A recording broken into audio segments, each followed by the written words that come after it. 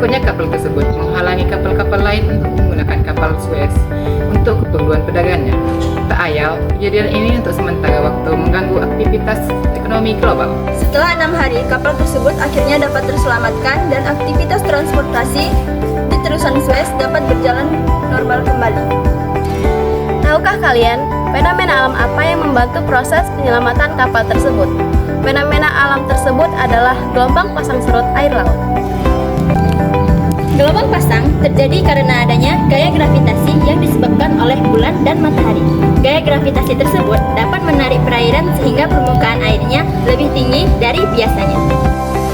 Kejadian alam ini menyebabkan perairan di belahan dunia lain menjadi surut.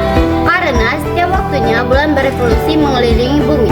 Ketinggian permukaan di suatu perairan juga mengalami pasang surut secara periodik.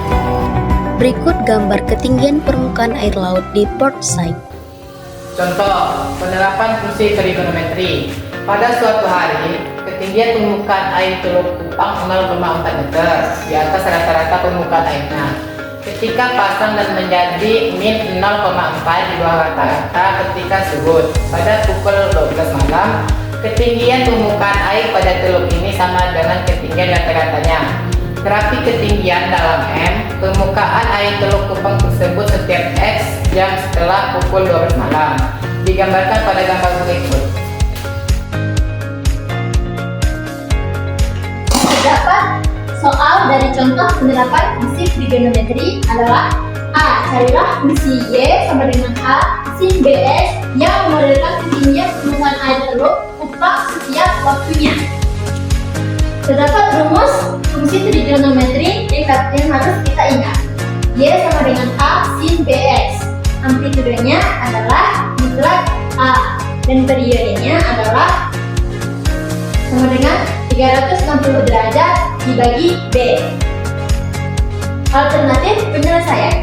Berdasarkan informasi dari soal dan grafik pada gambar 5.18, kita dapat melihat bahwa amplitude fungsi adalah 0,4 dan periodenya adalah 12. Kenapa dikatakan 12? 0 ke 24 itu ada 2 periode. Maka 24 dibagi 2 adalah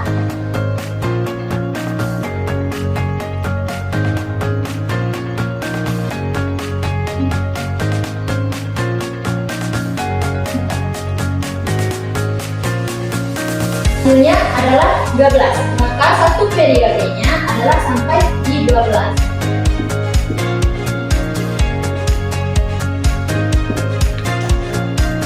Dengan demikian, fungsi yang memodelkan ketinggian air Teluk Kupang setiap waktunya adalah sebagai berikut. Y sama dengan 0,4 sin Pi per 6X. A-nya adalah 0,4 dan B adalah Pi per 6X. Dilanjutkan dengan pertanyaan B. Dengan menggunakan fungsi pada bagian A, perkiraan ketinggian permukaan air teluk tersebut pada pukul 16 atau pukul 4 sore. Ini kita sebagaikan nilai X. Maka, dengan mensubstitusikan X sama dengan 16, kita memperoleh nilai fungsi sebagai berikut. Y sama dengan 0,4 sin, itu kita dapat dari nilai A, Pi per 6 dikali X, yaitu 16, sama dengan 0,4 sin 8 per 3 Pi. Ini kita peroleh dari yang ini kita bagikan 2, sama dengan 0,4 1 per 2 akar 3, sama dengan 1 per 5 akar 3, sama dengan yaitu 0,35.